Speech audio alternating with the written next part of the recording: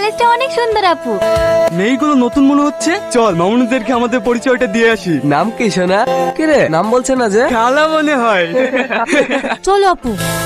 মালটা তো দেখছি অনেক ঝাল। হ্যাঁ নতুন তো, তাই তোকে চিনতে পারিনি। ও ঠিক বুঝে যাবে তুই কি জিনিস। বসো বসো, তোমাদেরকে একটা সুখবর দিতে এসেছি। আমাদেরকে ঘুরতে নিয়ে যাবেন নাকি? না না, আমাদের কলেজ থেকে এবার ম্যাগাজিন বের করা হবে। তোমাদের ক্লাসের কেউ যদি লেখালেখি করে থাকে তাহলে তার নিজের লেখা আগামী 2 দিনের ভেতরে জমা দেবে। কোন স্যারকে জমা দেবো? কোনো স্যারকে না, রোহনকে জমা দিবা। রোহন এগিয়ে সেই উদ্যোগ না নিলে আমরা ম্যাগাজিন প্রকাশনে পিছিয়ে থাকতাম। স্যার, আমার লেখা তো প্রেম ভালোবাসা নিয়ে, আমার লেখা নিবেন তো? নেব না কেন? সাহিত্য তো প্রেম ভালোবাসা মায়া নিয়েই তৈরি হয়। রুমি, ওই ছেলেটা কে রে? রোহনের কথা বলছি, ও আমাদের সিনিয়র, সারাদিন ডায়েরি পেন নিয়ে পড়ে থাকে, লেখায় জানে তার কাছে সবকিছু। তোরা ক্যান্টিনে চ, আমি ওর সাথে একটু কথা বলে আসছি। দেখিস কবির কবিতা শুনে যেন ওর প্রেমে পড়ে যাস না। শুনছেন? এদিকে আপনাকে বলছি। হ্যাঁ বলো, তোমার কোনো লেখা জমা দিবা নাকি? না, আমি কবিতা লিখতে পারি না, আপনার সাথে একটু কথা বলার জন্য আসলাম। ও, তুমি চাইলেই তো লিখতে পারবে। এই প্রকৃতিকে দেখো, এরাই তোমাকে বলে দেবে আমাদের জীবনে তাদের ভূমিকা কি। আপনি কি সবই এই ডায়েরিতে লিখে রাখেন? হ্যাঁ, মনে কোনো কথা ভেসে আসলে সব এই ডায়েরিতেই বন্দি করে রাখি। আপনার মনের কথা আমি পড়তে পারি না? মানে?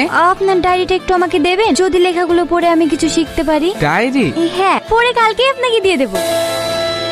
লেমা, দুধটা খেলে না হলে আবার ঠান্ডা হয়ে যাবে। ওখানে রেখে দাও, আমি একটু পরে খাচ্ছি। তোকে তো কখনো ডায়েরি পড়তে দেখিনি। ডায়েরিটা কার? ডায়েরিটা আমাদের কলেজে একটা ছেলে, ওর নাম রোহন। ওর ডায়েরি তোর কাছে কেন? কলেজ থেকে ম্যাগাজিন বের হবে, যারা যারা লেখে তাদের লেখা 2 দিনের ভেতরে জমা দিতে বলেছে, তাই ওর কাছ থেকে ডায়েরিটা নিয়ে এসেছি। যদি কিছু শিখতে পারি। হো, তোদের ওই ক্ষুদি লেখকের একটা কবিতা পড়ে শোনাবি? কেন শোনাবো না?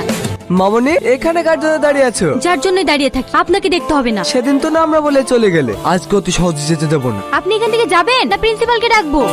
না না, প্রিন্সিপালকে ডাকো না, আমার প্রিন্সিপালকে ভীষণ ভয় লাগে। একটু কাছে এসে দূরে যাচ্ছে কেন? আবার বিয়া তুমি শুরু করে দিয়েছি। দেখ, এটা আমাদের পার্সোনাল ম্যাটার, তুই এর মধ্যে নাক গলাতে আসিনি। তোর মতো ছেলেকে আমার ভালোভাবে চেনা আছে, ভালোই ভালোই বলছি, ঝামেলা না করে এখান থেকে চলে যা, না হলে কিন্তু অনেক খারাপ হবে। তোকে আমি ঠিকই দেখে নেবো। আমাকে দেখার আগে প্রিন্সিপালের সঙ্গে দেখা করিস। থ্যাঙ্কস। এতে থ্যাঙ্কস এর কি আছে? আমি তো আমার কর্তব্য পালন করেছি। আর তাছাড়া আমার সামনে অন্য কিছু হলে আমি কখনোই মুখ বুজে সহ্য করব না। আপনি অনেক ভালো মানুষ। এই নিন আপনার ডায়েরি। সব পড়া হয়ে গেছে? হ্যাঁ, আপনার কবিতা মাকে পড়েও শুনিয়েছি, মা আপনার অনেক প্রশংসা করছিল। আমি এখন আসি। হ্যাঁ ভাই। হ্যাঁ বল। তোমাকে একটু আমার সঙ্গে কলেজে যেতে হবে। কলেজে? কলেজে আবার কি করতে? কিছুদিন আগেই তো কলেজ থেকে ঘুরে আসলাম। তুই আবার কিছু করিস নাকি? তেমন কিছু না, তুমি তো জানো কিছু না করলে আমার দোষ হয়। হ্যাঁ হ্যাঁ, সে তো আমি ভালো করেই জানি। তুমি কেমন? ভাই এবার মতো চলো। ঠিক আছে ঠিক আছে, কালকে যাবো। আসবো স্যার। আরে সেলিম বাবু, আপনি বলে ওকে দেখা করতে বলেছেন? আমি তো শুধু ওকে ডেকেছিলাম, বকবো বলে ভয়ের সঙ্গে করে আপনাকেও নিয়ে এসেছে। বেয়াদব একটা, কলেজে ওপেন স্মোকিং করে, কোন স্যার কিছু বললে মুখে মুখে তর্ক করে, আবার মেয়েদেরকেও বিরক্ত করে বেড়ায়। কিরে, তোর নামে সব কি শুনছি? তুই যে বললে কিছু করিসনি। স্যার ছোট তো, তাই ভুল করে ফেলেছে, এবার মতো ক্ষমা করে দে। স্যারের কাছে ক্ষমা চা। স্যার আমার ভুল হয়ে গেছে, নেক্সট টাইম এরকম আর হবে না। তোমার ভাইয়ের কথা শুনে শেষবারের মতো ক্ষমা করে দিলাম, পরের বার যেন তোমার নামে কোনো অভিযোগ শুনতে না পায়। সেলিম বাবু, কালকে আমাদের কলেজে একটা ছোট্ট অনুষ্ঠানের আয়োজন করা হয়েছে, আপনি অবশ্যই আসবেন। রোহন, রোহন, কি ব্যাপার? এত সকাল সকাল কোথায় যাচ্ছ? আজ কলেজ থেকে ম্যাগাজিন বের হবে তো, তাই স্যার সকাল সকাল আমাকে যেতে বলেছে। এই নাও। না মামা থাক। আরে ধরো তো। আব্বা মা হারানোর পরে আপনারা আমাকে যেভাবে আদর যত্ন ভালোবাসা দিয়ে আগলে রেখেছেন, সেটা আমি কোনোদিনই ভুলবো না। তুমি তো আমাদেরই ছেলে, আর কখনো এমন কথা বলবা না। ঠিক আছে মামি, আমার দেরি হয়ে যাচ্ছে। সাবধানে যেও। রোহনকে সম্বোধন জানাবেন আমাদের মাননীয় প্রধান সাহেব সেলিম মহাশয়। সরি স্যার, আমি এনার হাত থেকে সম্মানপত্রটা নিতে পারবো না।